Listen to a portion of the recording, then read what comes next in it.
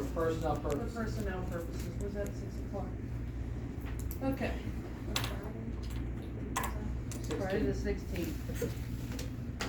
Okay, I'd like to hold off my chairman's report, until after I see how long Can I say TJ. something first? Okay, Can you people pull those damn microphones down so we can hear what the hell you're saying? I think that when I shut it, I'm sorry, So I shut mine off. is that okay?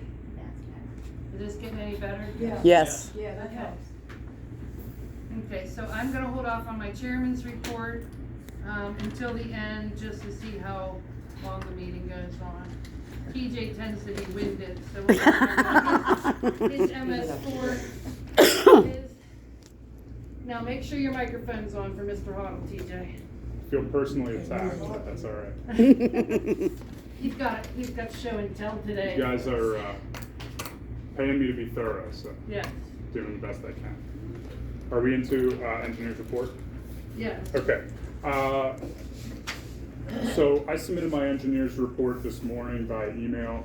I printed copies for the supervisors, which were distributed before the meeting.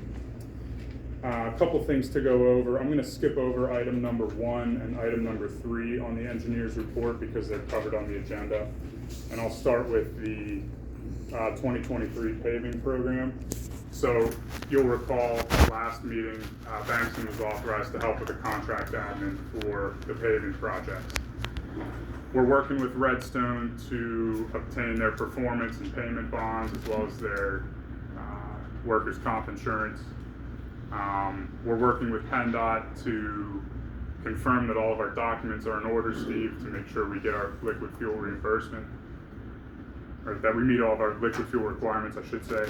And we're finalizing our agreement with Peoples Natural Gas for the project over on Beverly, Wendy Place, and Gale Street. The amount of that reimbursement is going to be $21,315.67. You'll recall that's about 26% of the total project cost. So Peoples Gas came in, they did their mainline work, they owe us restoration. We're paving the entirety of the road there. They're contributing their share, 26%. So that's the update on the paving program.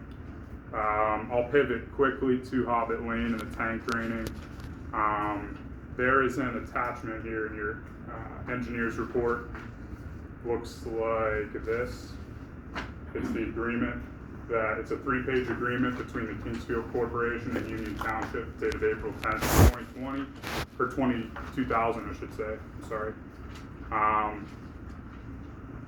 So that agreement discusses a couple things. You'll recall we talked about that catch basin on Aragon, which when I was out there in the field, there's no visible outlet anywhere. We don't know where that pipe drains into.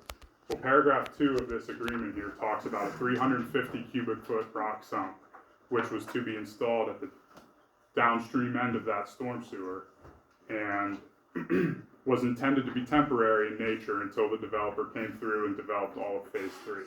At that point, that storm sewer would be tied in down at the bottom of the hill to what they were building as part of phase 3. So, as far as I can tell, nothing's been done with that to this point. Paragraph 5 of that agreement talks about the township taking over ownership of Aragon Place cul-de-sac and the storm sewer upon the completion of the work, which was done later that year in October, I believe, of 2000. So I think we need to do a couple things up there, frankly. I think we need to have a formal dialogue with the water company about them in the future draining their tanks into that catch basin. A 350 cubic foot rock sump is nowhere near adequate to receive that type of flow. None of that infrastructure is designed to receive drainage from PA America. So I think that's, Dennis, I think that's something formally that we need to do in the future to make sure that the folks up on Aragon Place and anybody downstream of that is not, they're not being adversely affected by what the water company's doing. It's one of many things that we have to do. Yeah, one of many things. So that's item number 1 up there. The second thing is, based upon the terms of that agreement, in my opinion, we own that infrastructure now. So I think you know, there's a subdivision plan application that's been presented to the planning commission that was discussed earlier.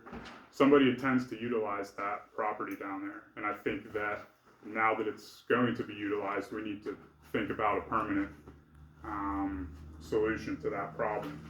Whether that be redirecting the flow due south towards Hobbit Lane, the catch basins that are already built up there, or if we need to get an easement through that property to make sure that we, you know, can legally discharge our stormwater there. So I guess I'll pause and ask if there's any questions from the board about Hobbit Lane and Aragon Place and our stormwater issues up there. So this is a point I was up on the, the neighboring property, Shire Calucci, Count Calucci's property. And I took video of that rock sump Yeah. and so forth down below there, if it helps, any decision makers on what's going on down there. It doesn't look like there's a lot of rocks left. No, I think it's all- frankly, it's a bad situation. I mean, that catch basin has nowhere to drain to. There's no outfall. There's no place for it to daylight. And so, you know, when sufficient water builds up in that catch basin, it has no place to go other than rise up through the ground and fully saturate